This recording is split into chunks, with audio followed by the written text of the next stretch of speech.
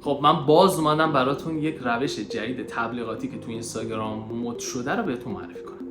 خدا رو شکر مثل این که از اون تبلیغاتی که تا دوربین میرفت تو ماشین یه چیزی تبلیغ میشد گذر کردیم، اما وارد یک سری تبلیغات سم شدیم که یا یه نفر داره به یکی خیانت میکنه، یا یکی داره خودکشی میکنه، یا یکی داره خوش از پل پرت میکنه، یکی داره جیب یکی رو میزنه.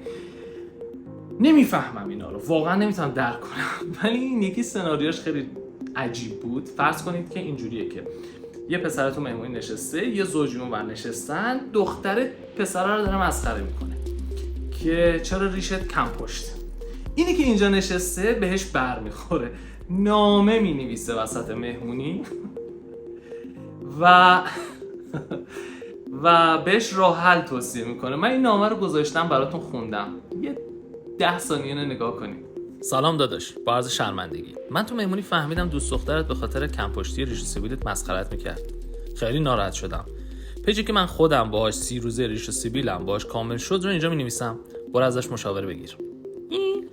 خب احتمالاً سناریو تو ذهن این کارگردان نابغه‌مون اینجوری بوده که اینجوری مثلا سلامتی قربان شما، مرسی، شما خوبی؟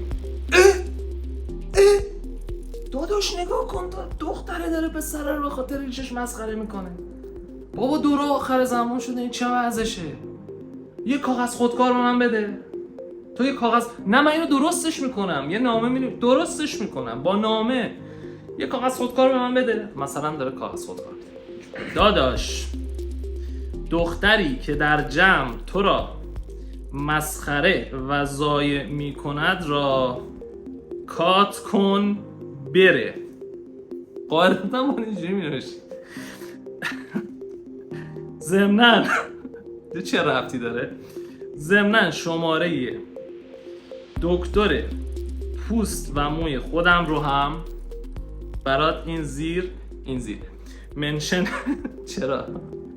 با در نامه میست منشن این زیر منشن میکنم، باهاش تماس بگیر. دوستدار تو یک آدم بی ربط در مهمانی که قاعدتاً به خاطر اینکه به خود زحمت داده و نامه نوشته باید حرف او را قبول کنی و با کلینیک زیبایی تماس بگیری. چی میزنی؟ چی مصرف میکنی؟ چرا سرتون تو زندگی مردمه؟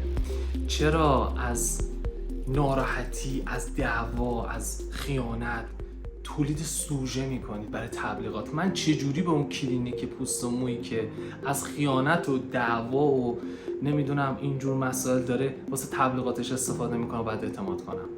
چرا واسه جذب مخاطب به یه تبلیغ عادی سازی میکنید اینجور موارد رو؟ دعوای زن و شوهر، اونی که داره خیانت میکنه، اونی که داره پل خودش رو خودکشی رو عادی سازی میکنید. به نظر من این کسایی که این کار رو دارن یاد میدن تو این مملکت خیلی بی فرهنگن و عادی سازی این چیزها، اینجور موارد خیلی بیشوریه، خیلی بی فرهنگیه. وای به حال ما.